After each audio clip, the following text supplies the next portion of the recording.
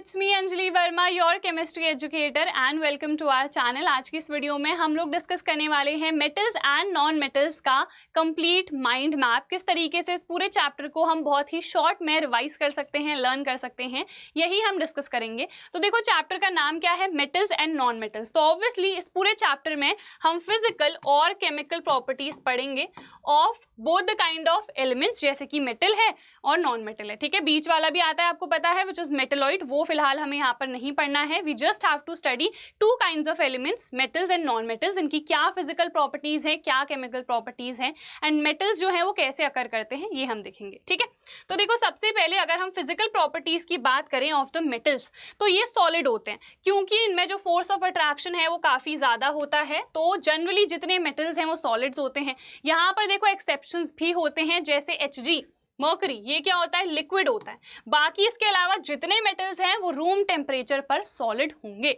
इसके अलावा इनका मेल्टिंग और बॉइलिंग पॉइंट भी क्या होता है, हाई होता है, because of the strong force of attraction. ठीक है, यहाँ पर हमारा स्ट्रॉन्ग फोर्स ऑफ अट्रैक्शन होता है बिटवीन द एटम्स, जिसकी वजह से melting point, boiling point high होता है और ये सॉलिड फॉर्म में एग्जिस्ट करते हैं। ठीक है, इसके अलावा ये मेलिएबल है, विच मीन्स आप इनको इजिली थिन शीट्स में क्या कर सकते हो, चेंज कर सकते हो।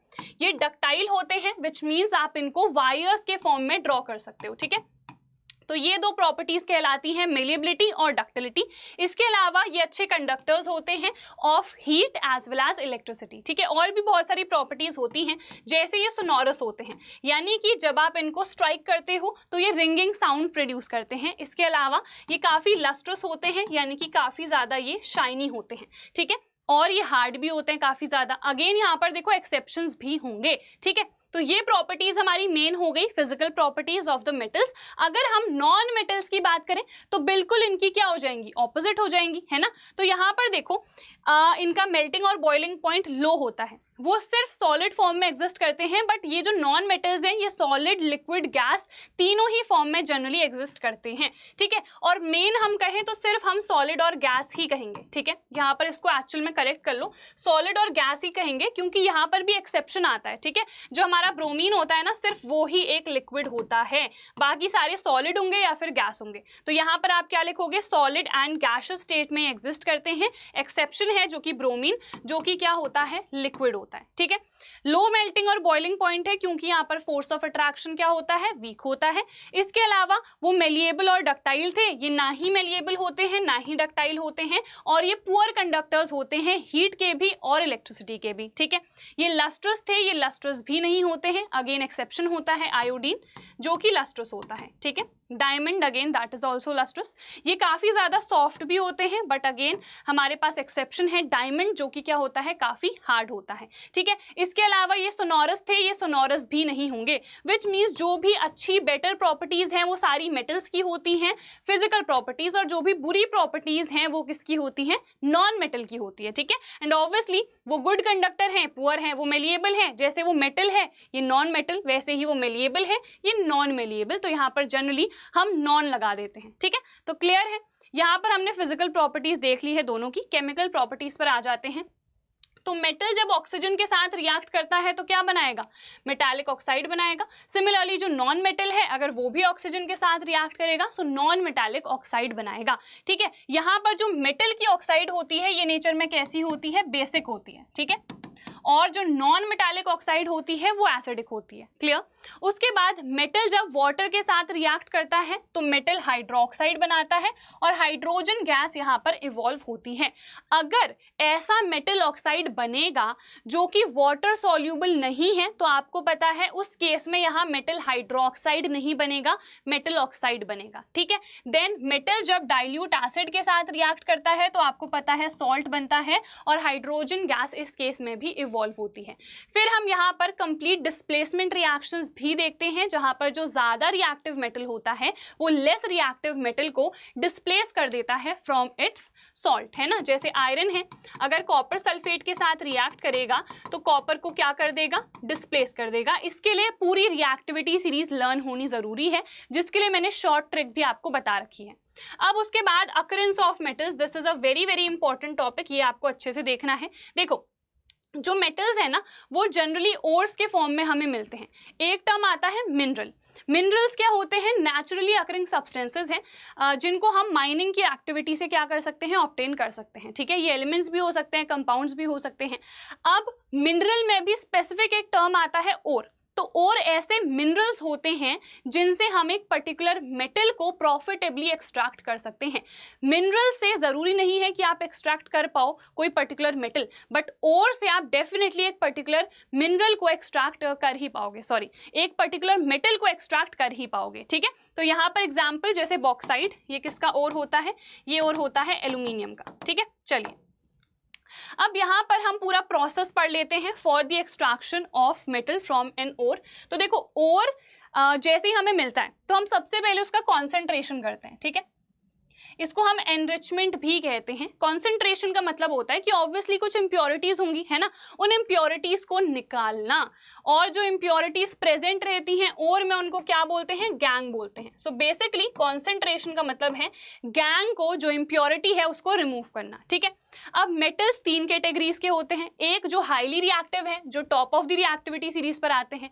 फिर जो हमारे पास middle of the reactivity series में आ रहे हैं, मीडियम रिएक्टिविटी है इनकी। और थर्ड जो बिल्कुल ही लेस रिएक्टिव है, ठीक है।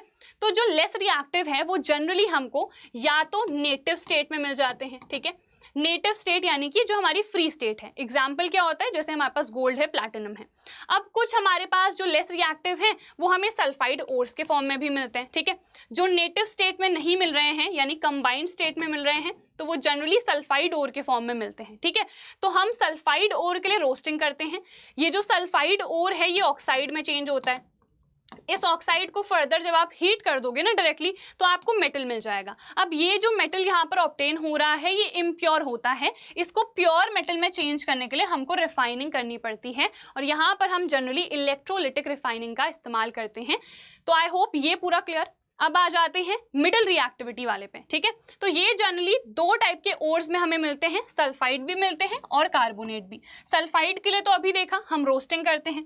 रोस्टिंग का मतलब है सल्फाइड ओर को हीट करना इन दी प्रेजेंस ऑफ ऑक्सीजन, ठीक है। यहाँ पर ऑक्सीजन प्रेजेंट नहीं रहती है।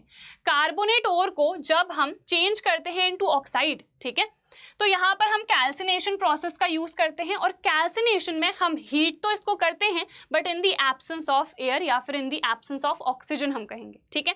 दोनों प्रोसेस से ही जो कार्बोनेट और सल्फाइड ओर है वो ऑक्साइड में बदलता है। फर्दर हम क्या करते हैं, ये ऑक्साइड जो है ये स्ट्रॉन्ग है ना, क्योंकि यहाँ पर रिएक्टिविटी मेटल की ज़्यादा है तो ये थोड़ा स्ट्रॉन्गर है, जिसकी वजह से डायरेक्टली हीट करने पर आपको मेटल नहीं मिलेगा। तो आपको यहाँ पर रिडक्शन करना पड़ेगा। अलग अलग रिड्यूसिंग एजेंट्स होते हैं जैसे कार्बन है, एल्यूमिनियम है, इन सब का हम इस्तेमाल करते हैं फॉर रिडक्शन, और वो ऑक्साइड किस में रिड्यूस हो जाता है? उस पर्टिकुलर मेटल में। अगेन वो जो मेटल मिल रहा है वो उतना प्योर नहीं है तो हम क्या करेंगे? फिर प्योरिफिकेशन करेंगे उस मेटल का। आई होप इतना समझ में आ गया होगा। थर्ड पर आ जाते हैं, जो हमारे पास सबसे ज़्यादा रिएक्टिव मेटल्स हैं उनके लिए हम क्या करते हैं? उनके लिए हम इलेक्ट्रोलिसिस कहते हैं। देखो यहाँ पर रिफाइनिंग में हम इलेक्ट्रोलिटिक रिफाइनिंग कर रहे हैं, दिस इज डिफरेंट। भले ही इलेक्ट्रोलिसिस यहाँ पर भी हो रहा है, इलेक्ट्रोलिसिस यहाँ पर भी हो रहा है, बट यहाँ पर इलेक्ट्रोलिटिक रिफाइनिंग हो रही है और यहाँ पर इलेक्ट्रोलिटिक रिडक्शन हो रहा है, ठीक है। तो दोनों प्रोसेस डिफरेंट है और ये डिटेल में मैंने पढ़ा रखा है, आप लोग ज़रूर देखना क्योंकि बच्चों को इन दोनों में ही कन्फ्यूजन होती है, तो वो क्लैरिफाई आपका करना ज़रूरी है, ठीक है। तो यहाँ पर हम इलेक्ट्रोलिसिस करते हैं मोल्टन ओर का। यहाँ पर आप एक्वस ओर नहीं लोगे, मोल्टन ओर लोगे, ठीक है। जैसे सोडियम क्लोराइड है तो यहाँ पर से हमको डायरेक्टली क्या मिल जाता है? सोडियम मिल जाता है, ठीक है।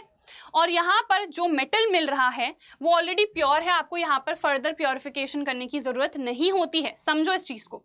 यहाँ पर हमें रिफाइनिंग करने की ज़रूरत पड़ी क्योंकि पहले जो हमको मिल रहा था ना वो इम्प्योर है, तो फिर मुझे इलेक्ट्रोलिटिक रिफाइनिंग करनी पड़ी। यहाँ पर ऑलरेडी इलेक्ट्रोलिसिस की हेल्प से ही मैं उस मेटल को ऑब्टेन कर रही हूँ, तो मुझे यहाँ पर फर्दर कोई प्योरिफिकेशन या रिफाइनिंग करने की ज़रूरत नहीं है, प्योर मेटल हमको डायरेक्टली मिल जाएगा। Clear?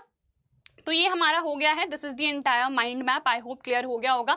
Physical and chemical properties important है and this is the most important topic जो मैंने अच्छे से एक्सप्लेन कर दिया है, which is the extraction of the metal from the ores, ठीक है। So that is it for this video यार। आई होप इस वीडियो से आप लोगों को काफ़ी हेल्प मिली होगी। अगर मिली है सो डेफिनेटली लाइक, शेयर और सब्सक्राइब कर देना। हम लोग मिलेंगे हमारी नेक्स्ट वीडियो में, तब तक अपना ख्याल रखना। All the very best, bye bye.